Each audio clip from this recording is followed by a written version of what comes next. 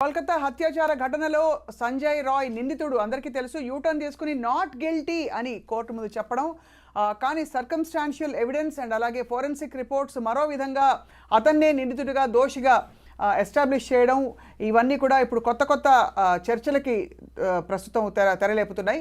దేశవ్యాప్తంగా కూడా తీవ్రంగా సంచలనం సృష్టించిన ఈ కేసుకి మరి న్యాయం ఏమిటి, ధర్మం ఏంటి, చట్టం ఏం చెప్తోంది? మనతో పాటు సుప్రీంకోర్టు న్యాయవాది అందరికీ సుపరిచితులు ఆజాద్ గారు ఉన్నారు. కొత్త విషయాలు కొత్త కోణాలు తెలుసుకున్నాం. ఆజాద్ గారు నమస్కారం అండి. ఆజాద్ గారు, చాలా దిగ్భ్రాంతి కలిగించే విషయం ఏంటంటే కొట్టొచ్చినట్టు అక్కడ ఎవిడెన్సెస్ కనిపించిన తర్వాత కూడా ఇవాళ మనం ఏమంటారు, ఒక నిర్దోషికి కూడా శిక్ష పడకూడదనే ఒక నెపంతో ఒక కారణంతో మనం ఇంత దీన్ని సాగదీస్తున్నాం. ఏం జరుగుతుందో చెప్పండి. ఒకటండి, ఇది ఆగస్టు 9 నాడు జరిగిన ఆ రోజు నుంచి బయటపడిన విషయాలు ఏవైతే ఉన్నాయో రోజుకు ఒక కొత్త మలుపు తిరుగుతూ ఉంది. అవును. సో ఇక్కడ సంజయ్ అనే ఆయనకి అసలు ఎలాంటి సంబంధం లేదు అని చెప్పి ఈరోజు చెప్తా ఉన్నారు. కానీ ఆ రోజు ఏంటంటే సీసీ కెమెరాల్లో ఏదైతే అతనే ఉన్నాడు ఎక్కువ. ఇంకోటి ఏంటంటే అతను పోలీస్ కాదు, ఒక సివిక్ నేచర్ ఉన్న వ్యక్తి జనరల్గా. సో అతనికి అసలు యాక్చువల్గా హాస్పిటల్కి సంబంధాలు లేవు. అతను హాస్పిటల్లో రకరకాల పరిచయాలు పెంచుకుంటాం, అలాగే హాస్పిటల్లో బెడ్స్ అలాంటివి ఏదైతే ఉన్నాయో ఎవరికాలకి ఇప్పించడం లేదా ఉద్యోగాలు ఇప్పిస్తానని చెప్పేసి ఒక రకమైన బెదిరింపు పాల్పడటం.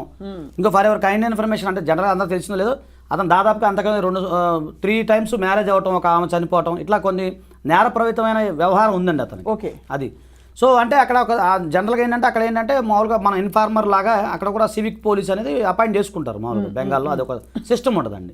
సో దాని ప్రకారం ఇతను ఆ పోలీసు పేర్లు చెప్పి అందరినీ భయభ్రాంతులకు గురి చేయటం, రకరకాలుగా వ్యవహరించడం కూడా జరుగుతూ ఉంది. సో ఇక్కడ మనం ఒకసారి అసలు కోణం ఆలోచిస్తే అంటే జరిగిన సంఘటన అనేది ఒక పక్కన పెడితే అసలు ముందు దాంట్లో ఇతనికి ఎలాంటి రైట్ లేదు. ఇది హాస్పిటల్కి వెళ్ళటం చేయడం, అక్కడ ఎంత లీనియస్ వాళ్ళు ఇచ్చారనేది మనకు అర్థమవుతుందండి. అవును, అదొకటి. ఇప్పుడు మీరు అన్నట్టుగానే అతను పోలీసు కాదు కానీ సివిలియన్కి సంబంధించిన పోలీసు వారు. అవును. ఇక్కడ కూడా ఇప్పుడు ఈ రోజు మీరు అన్నట్టుగానే నాట్ గిల్టీ అని చెప్పటం, ఇవన్నీ చూస్తే అక్కడ ఏమైనా ఇంటరాక్షన్గా జరుగుతుందా అనేది మనం ఒకసారి అంటే జస్ట్ అనుమానం మాత్రమే. అవును. సో నేనేమంటున్నానంటే దీనికి సంబంధించి సిబిఐ ఎంక్వైరీ చేయాలని చెప్పేసి సిబిఐ దీని మీద ఇన్వెస్టిగేషన్ చేయాలని జరుగుతూ ఉంది. అది కనుక సిబిఐ కనుక దీన్ని టేకప్ చేస్తే దీన్ని ముందుకు తీసుకెళ్లే అవకాశం ఉంటుందని నా అభిప్రాయం, నా ఎక్స్పీరియన్స్ నేను చెప్తా ఉన్నాను. ఇక్కడ అంటే మరొక విషయం, ఇప్పుడు సర్కమ్స్టాన్షియల్ ఎవిడెన్స్ ప్రకారం ఒకరికంటే ఎక్కువ రేపిస్టులు ఉండి ఉండవచ్చని మనకి ఇంకా కూడా తావుందా ఆ ప్రశ్నకి? ఖచ్చితంగా మేడం. ఎందుకంటే ఆ అమ్మాయి యొక్క ప్రైవేట్ పార్ట్స్ ఏవైతే ఉన్నాయో సో దాంట్లో కొన్ని ఏవైతే తీసుకుంటారు కదా సహజంగా తీసుకున్న, అలాగే ఎక్కువ సిమెన్ అనేది ఎక్కువ ఉంది దాంట్లో. అదే మెయిన్ అది రిపోర్ట్ ప్రకారం నిర్ధారణగా బయటకు వచ్చిందా లేక ఊరికే ఊహాగానాలు అని కూడా మధ్యలో అన్నారు? లేదండి, ఇక్కడ ఎలా ఉంటుందంటే కొన్ని సందర్భాల్లో సుప్రీంకోర్టు ఈరోజు కొన్ని గైడ్లైన్స్ ఇచ్చింది. ఈ కేసులో అమ్మాయి పేరు కానీ ఆ అమ్మాయికి సంబంధించిన కొన్ని వివరాలు ఏవైతే ఉన్నాయో అంటే ఇప్పుడు మనం పేరు పలకూడదు, రైట్. అలాగే ఆమె యొక్క ఫోటోని ఇప్పుడు ఆల్రెడీ తమ్మునేలు అంతా పెట్టారు, సో అవి తీసేయమని చెప్పేసి. అవును. సో ఈ కొంత గైడ్లైన్స్ ఏవైతే ఉన్నాయో దాని ఉన్నాయి.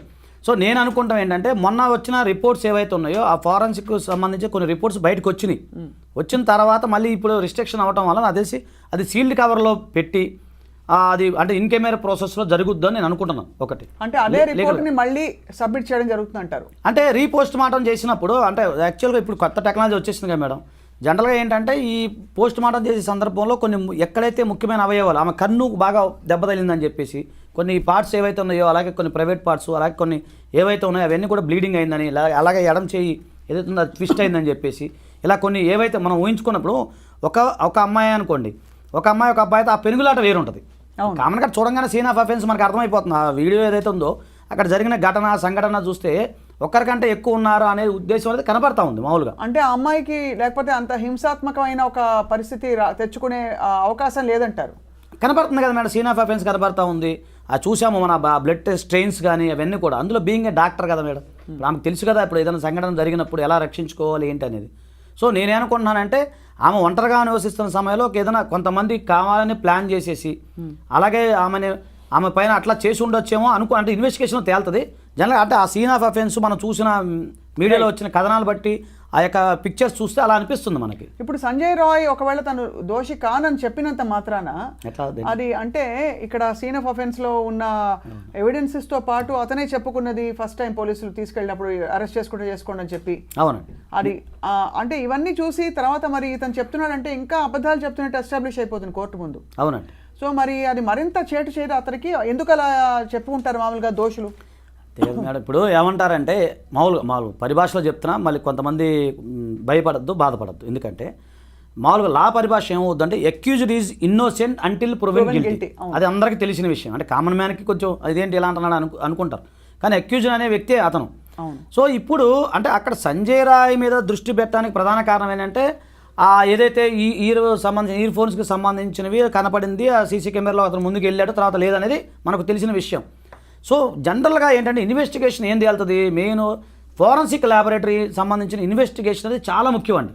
అలాగే సీసీఎంబీ వాళ్ళు ఇచ్చే ఇన్వెస్టిగేషను, ఎందుకంటే ఎవరైతే అత్యాచారం చేసిన వ్యక్తి, అతని యొక్క సంబంధించిన సీమెన్ కానీ, అతని యొక్క వెంట్రుకలు కానీ, లేదు ఈ కొన్ని సందర్భాల్లో అత్యాచారాల సంబంధించిన బాధితురాలు కొన్ని సందర్భాల్లో పెనుగులాడుతుంది కదా, గోళ్ళలో ఎవిడెన్స్ కానీ, పెనుగులాటలో కానీ, అలాగే బట్టలకు సంబంధించి ఇవన్నీ ఉంటాయి కదా మేడం.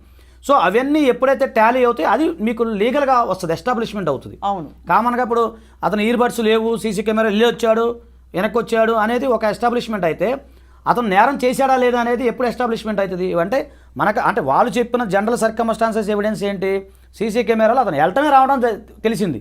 సో ఇతను చేశాడని గ్యారంటీ అనేది ఆ సీసీ కెమెరాలో నిర్ధారణ కాదు. కానీ లోపల ఏం జరుగుతుందంటే ఇప్పుడు ఫోరెన్సిక్ రిపోర్ట్స్ లో వచ్చిన గోళ్లలో వచ్చిన డిఎన్ఏ మ్యాచ్ కావడం ఇవన్నీ కూడా ఒకవైపు.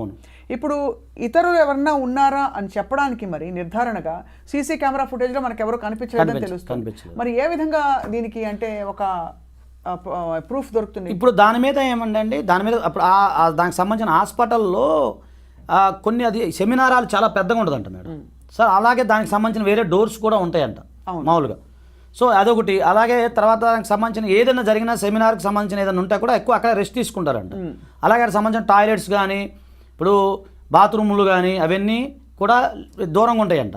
ఇప్పుడు అంటే ఈ సంఘటన జరిగినప్పుడు అంటే మీకు గుర్తుంది లేదో, మన సత్యంబాబు కేసు విషయంలో గతంలో మీకు ఐడియా ఉంది కదా మేడం, సత్యంబాబు కేసులో మనం డిస్కస్ చేసుకున్నాం. చూడండి, అంటే ఎందుకు చెప్పాల్సి వస్తుందంటే ఆ కేసు నేను ఎందుకు తెర మీదకి తీసుకొస్తున్నానంటే ఆ కేసు కూడా ఆ విధంగానే జరిగింది. ఎందుకంటే ఆ అమ్మాయి యొక్క బాత్రూమ్ దగ్గర నుంచి అంటే మనం అనకూడదు కానీ ఆ తల్లి మహాతల్లి ఆ చనిపోయిన పాపకి అలా జరిగింది, బాత్రూమ్ దగ్గర నుంచి అమ్మాయిని ఈడ్చుకొని వచ్చారు.